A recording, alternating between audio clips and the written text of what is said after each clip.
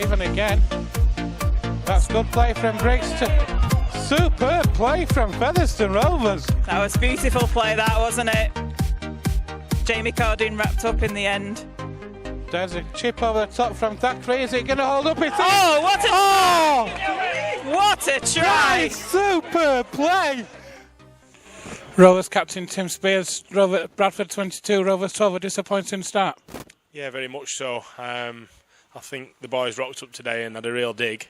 Obviously something we've been training very hard for a few months now, and just disappointed that, despite our best endeavours, we would just probably let ourselves down a couple of crucial moments and lost a game that, to be fair, they probably weren't that much in, to be honest. Got a perfect start with a try in the opening few minutes from Danny Craven, but then Bradford seemed to take control on the back of poor discipline as well. We did, that's right.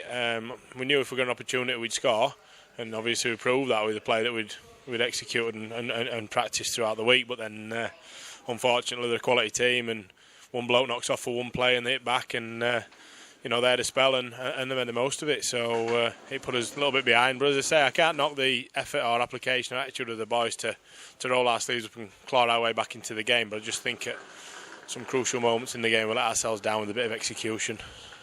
The turning points again came in the second half off the back of a really, really strong defensive set, pinning the balls back in their own 20, a kick from deep, which Danny Craven couldn't take, and then that swung the game from there. Yeah, these are the fine margins and a couple of things, that probably just didn't quite go our way today that I talk about, and that's rugby league, isn't it? Looking at the game, there wasn't that much in it, and I think just at a couple of crucial points we let the Bradford back in, and the middle boys, fair play, ripped in and done a great job defensively, but then on the back of the net they've got to go and defend again then, so it's tough, and as I say, you've got to recognise where you are in the year. It's only early, but at the same time, I'm not using that as an excuse. We're a disappointed bunch today. A lot of new faces in the squad this year after last year. The half-backs have been particularly impressive today, and Danny Craven at full-back as well. Yeah, three quality players, three outstanding players, and I think as the fields dry up, they'll, today weren't the best conditions. I think those two will just get better and better, and as they get used to playing together as well.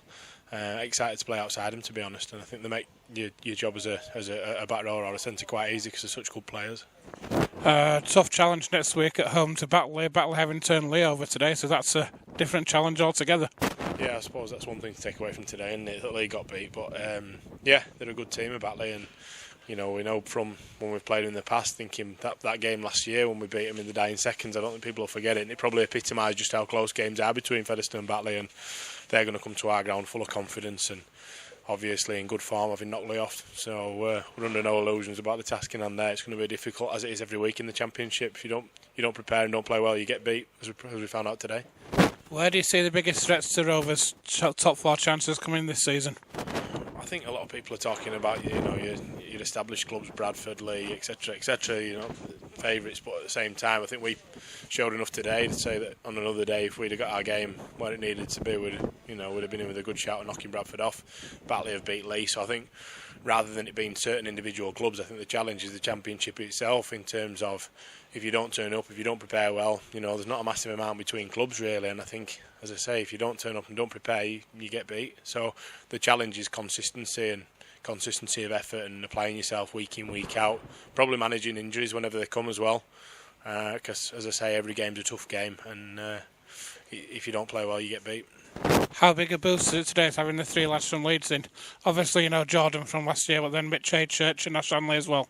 Yeah, they all came in and did a good job, as I knew they would do. The good fellas, and I think our squad's a good squad, but it probably is not the biggest. And so, as and when injuries bite, or we need topping up, then having that option there is it can only stand us in good stead through the year. And they came in and did the job that I thought they would do, which was a very good one. Tim, thanks for your time. Anytime, mate.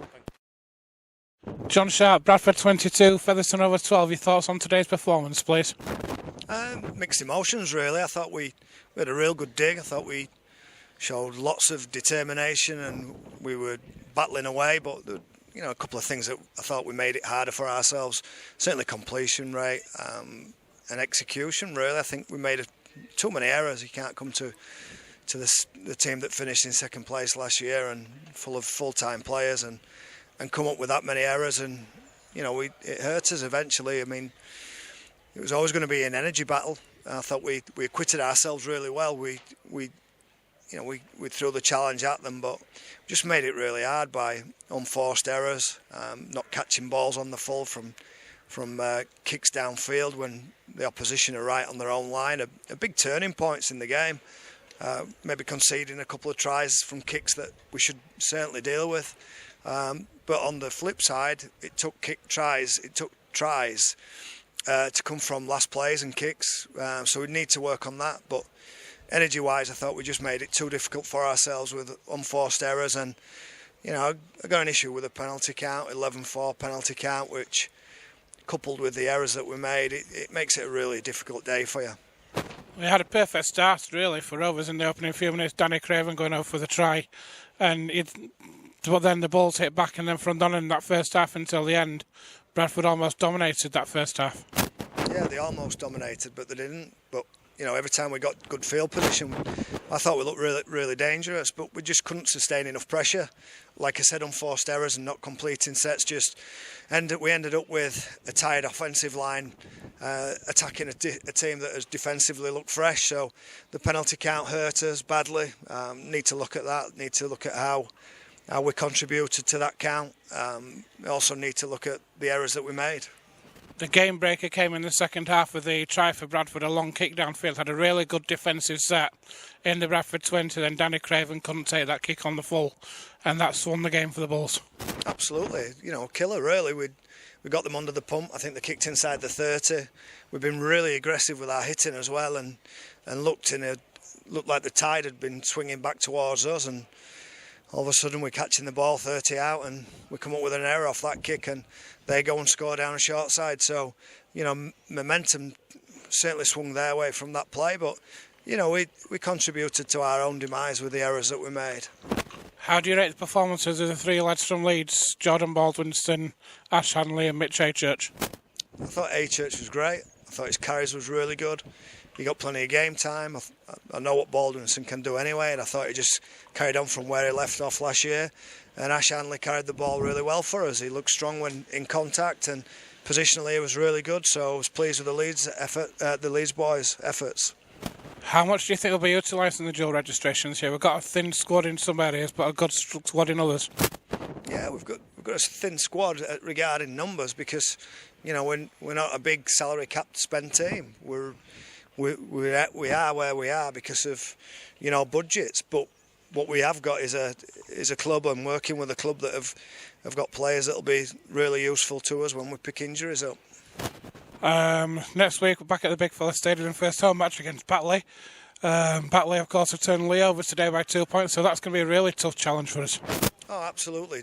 John Kearney, the Batley coach, has a reputation for getting his teams ready for the big games, and I've absolutely no doubt John would have done a great job with his team this week and caught Lee when maybe there might be a little bit of strife in their camp, but still going to play really well to beat a really good team like Lee. What sort of challenges can we expect next week from Batley? I think confidence and energy, but it's more about us and about us cutting down on errors, being a little bit more ruthless with the ball, tidying up what we do around the ruck, and probably changing some things with regards to the feel that we get for the referee and how he's going to referee that game. John, thanks for your time.